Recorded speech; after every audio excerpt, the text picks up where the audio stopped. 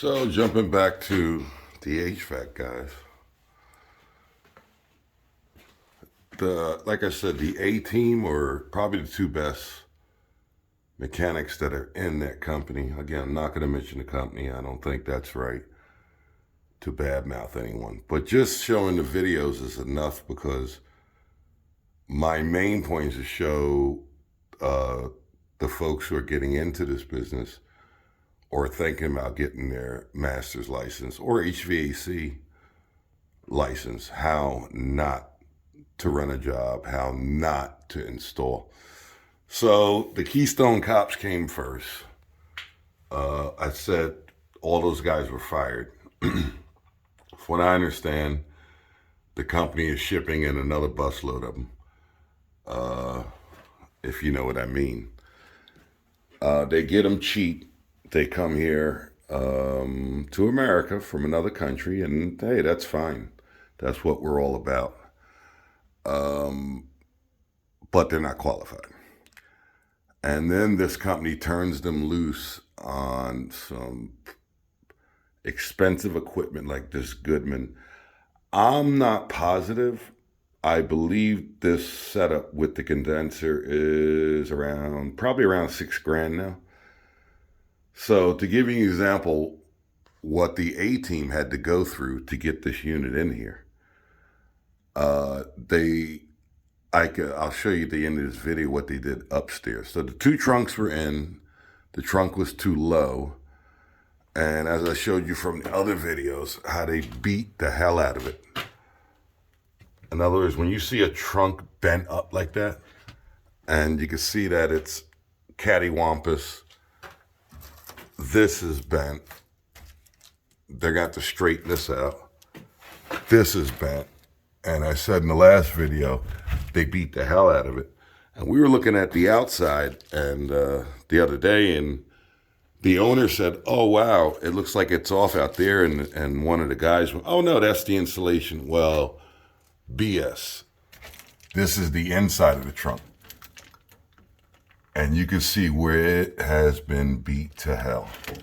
So aside the fact that the material cost, look at this. Now, this damage wasn't done by the latest guys who came here. They really tried to right a wrong, let's say. But I can show you how I can prove how this is not the way to install a unit. In fact, I wouldn't doubt that if this company saw this install, if they have an issue with this thing later, I don't think they'll stand behind the warranty. Most companies are very fickle, which they should be, about who installs their equipment. I mean, you can't take a car, crash it, and then go back to the dealership and say, this car is not so great. They'll tell you to take a hike. And I just noticed I pulled the panel to see which side. I'm going to run the natural gas on the tight side. I already figured out how to get it in there. I don't want it, the gas, that's why I put the gas line on this side. Even though the Keystone cop crew told me, "Oh, no, you should run it through this side." And he even put the grommet here for me too. And I said, well, no, it's designed to go on this side. And I mentioned that in another video. "Oh, no, it can go on either side." I said, yeah, if you're really in a tight. So if this furnace was slammed up against the wall, yeah. But 3 inches, if you can't put a 1/2-inch pipe in a 3-inch space, you got other issues. So I will run it on that side. But to prove how horrible they treated this unit, these are scratches on the coil. I already showed you all the plenum that's jacked up. They had no choice. Well, this is the new thing. They cement everything together now due to pressure testing and just to have it sealed up. It's an okay cement job, you know. I can't be cruel to people who are trying. Well, what they did is they uncrated. They took the unit out of the crate and the coil out of the crate, and it's just been laying here. So all the concrete that got mixed in here and all the dirt and everything, you can see it's just splattered all over the unit. God only knows how many times it got banged around.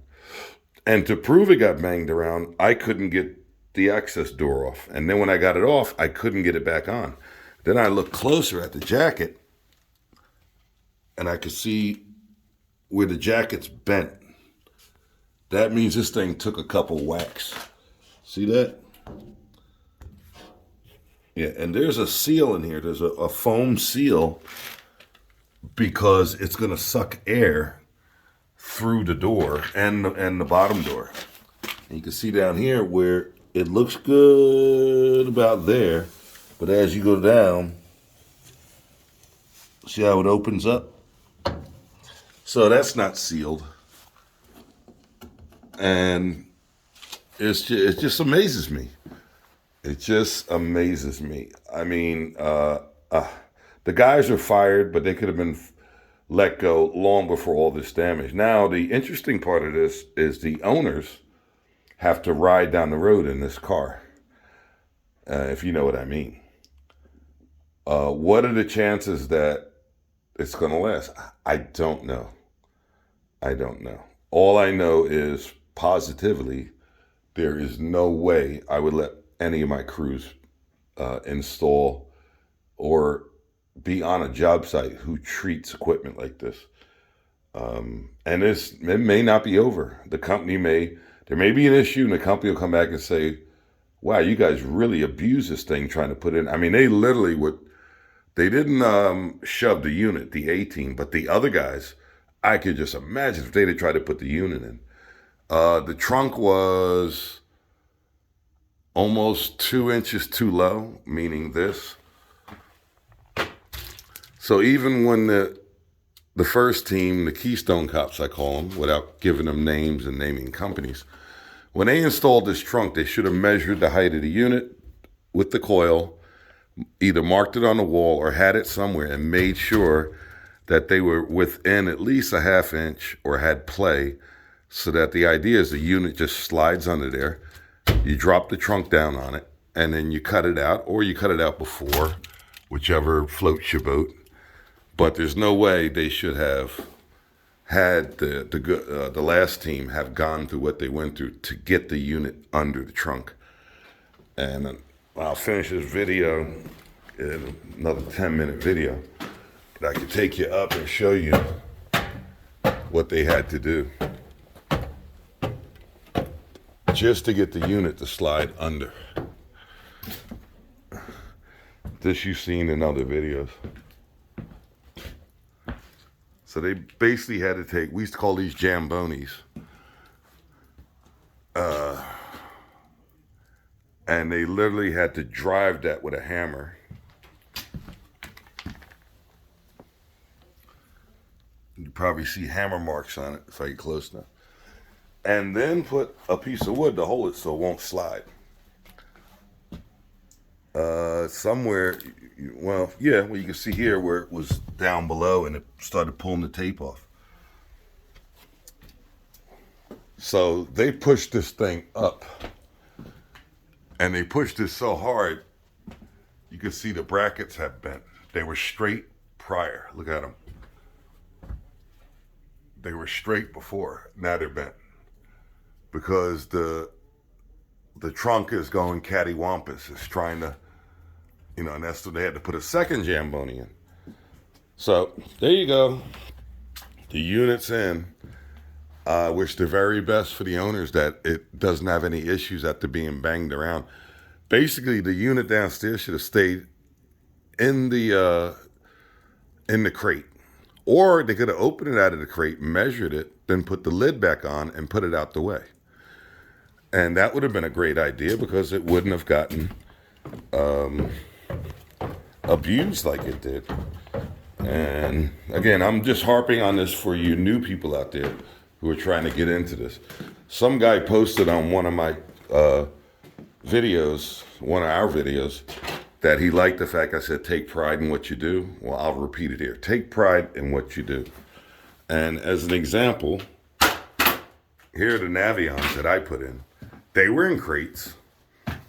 I uncrated them. I double-checked measurements. I put them back in the crate and boxed them because I knew once I had the dimensions in my head and everything was double-checked, I didn't need them. They did not come out of the crate and go on a wall. If you follow the videos, I believe that they went on a wall within a couple of days, they were piped, or the next day or whatever. These things have been out of the crate for 2 months. And again, to show you that I arrived on this site probably about a month after HVAC, and I'm ahead of them. And they, like I said, ran a crew of 10.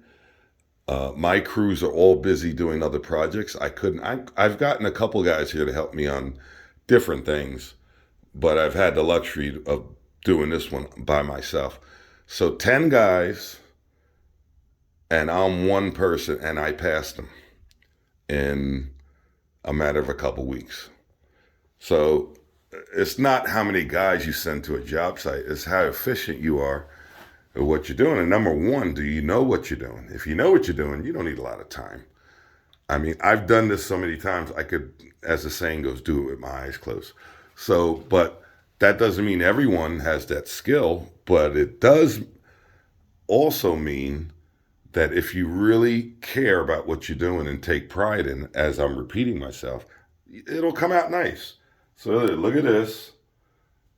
There's Mr. Navion. There's all our pipe. And by the way, I don't know if I showed you the recirc. I probably did. This is the recirc line. And it goes up. Yeah, I did. I remember now because I show where I transition to PEX. I still need one more PEX support there. Okay, that's it for this very long-winded video. So, see ya.